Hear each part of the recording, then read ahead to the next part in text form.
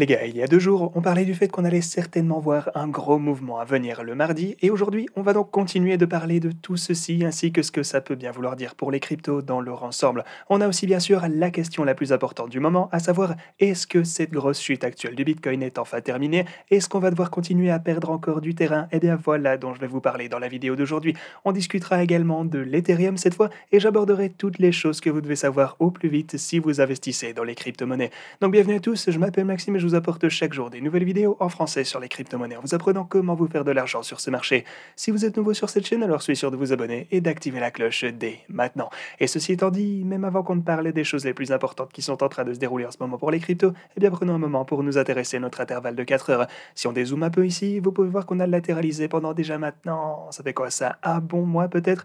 Donc pendant plus de 4 semaines déjà, le Bitcoin ne fait pas grand-chose. Et aussi, vous pouvez voir que cette chandelle rouge est vraiment venue effacer tous les gains qu'on a eu ici dernièrement. C'est dommage, on a vraiment eu l'élan haussier qui a été coupé tout net. Le Bitcoin avait recommencé à monter un peu, certains se sont réjouis un peu vite, mais je vais encore vous répéter ma façon de voir les choses. Je pense qu'on va encore devoir latéraliser pendant une période de temps assez conséquente. On ne va vraiment pas pouvoir récupérer cet élan haussier nécessaire pour voir beaucoup de gains de sitôt, selon moi. On va donc latéraliser pendant encore un bon moment, je vous le répète. On pourrait même bien se consolider légèrement à la baisse. On pourrait éventuellement avoir une ou même plusieurs qui ces derniers pics à la baisse, mais pour moi, tout ceci n'a vraiment aucune importance, parce que je pense que la zone générale de là où on se trouve pour le moment, eh bien c'est là qu'on va tôt ou tard pouvoir trouver le bottom, ou alors peut-être même qu'on l'a déjà trouvé ici à 25 000 $ et qu'on n'a plus qu'à attendre de redécoller. Donc je voulais simplement vous rappeler tout ceci parce que tant que maintenant, à chacune des poussées qu'on a pu voir derrière nous, les gens ont vraiment sauté sur l'occasion en se disant ok, voilà enfin le renversement de tendance. Et oui, c'est vrai qu'on a pas mal de preuves, que ce soit on-chain ou même sur les graphes, que ce soit d'un niveau technique ou d'un niveau fondamental,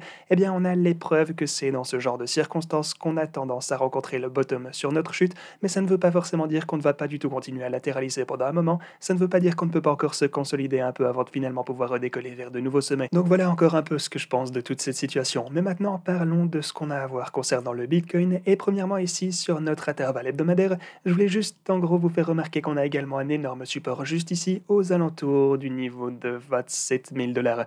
Vous pouvez donc voir que ce niveau a pu supporter le Bitcoin à quelques reprises précédemment, donc soyez attentifs à cela, c'est important également. Sinon, le projet de loi qui a été mis en place hier, non pardon, en fait c'est aujourd'hui qu'ils vont devoir voter cela, eh bien on va finalement voir si ça va finir par être adopté. Mais comme je vous le disais dans une précédente vidéo, donc celle-ci juste ici, mais je vous disais qu'on était sur le point de voir un gros mouvement le mardi qui arrivait, et bien maintenant on a un peu plus de clarification concernant le projet de loi en lui-même. Alors ce qu'on peut voir c'est qu'il s'agit de quelque chose qui va finalement être débattu aujourd'hui, et s'il décide d'adopter cette nouvelle loi, alors en gros ça veut dire que le Bitcoin va devenir encore plus fort, mais les altcoins eux par contre risquent d'en prendre plein la figure. Pour faire simple, ceci obligerait chaque DAO à être une entité enregistrée aux États-Unis, ça demanderait aussi aux plateformes d'échange ainsi que les émetteurs de stablecoins d'être des entités enregistrées également, ce qui met donc la DeFi dans une position assez compliquée. Qu'est-ce qu'il adviendrait des stablecoins décentralisés? Eh bien on ne sait pas. Aussi, ça supprimerait les lois sur les titres pour faire passer pas mal d'actifs en tant que produits sous le CFTC. Aussi, s'il y a la moindre dette, capitaux propres, profits financiers, dividendes de n'importe quelle sorte, eh bien maintenant c'est expressément non considéré comme un produit d'actifs financiers,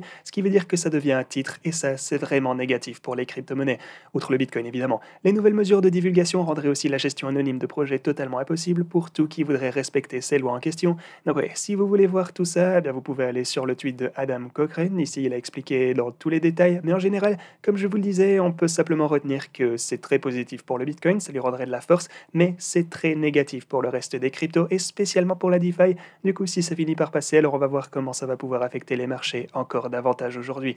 Mais souvenez-vous que ceci n'est qu'une première ébauche du projet de loi, on dirait. Donc selon Adam ici, eh bien, il nous dit que des groupes et des lobbies vont certainement tenter de s'impliquer pour aider à modifier et affiner certaines des parties un peu floues du projet de loi qui pourraient poser problème, donc tout espoir n'est vraiment pas perdu. Je pense en tout cas que le projet ne part pas d'une mauvaise intention, donc on va voir s'ils peuvent arriver à quelque chose de plus concret pour les cryptos. Voilà les gars, c'est un petit peu tout ce qu'il y a à surveiller concernant ceci en ce moment, mais on a aussi les marchés traditionnels qui ont quelque peu chuté dernièrement, ce qui a évidemment pas du tout pu aider les marchés des cryptos.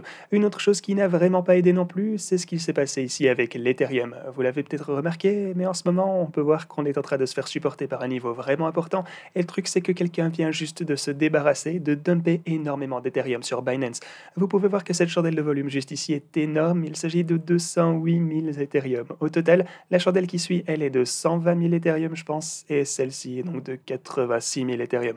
Donc en gros, en seulement 3 heures, tous ces jetons ont été balancés sur Binance, et spécialement cette chandelle était particulièrement impressionnante avec tous les jetons qui ont été vendus presque d'un seul coup.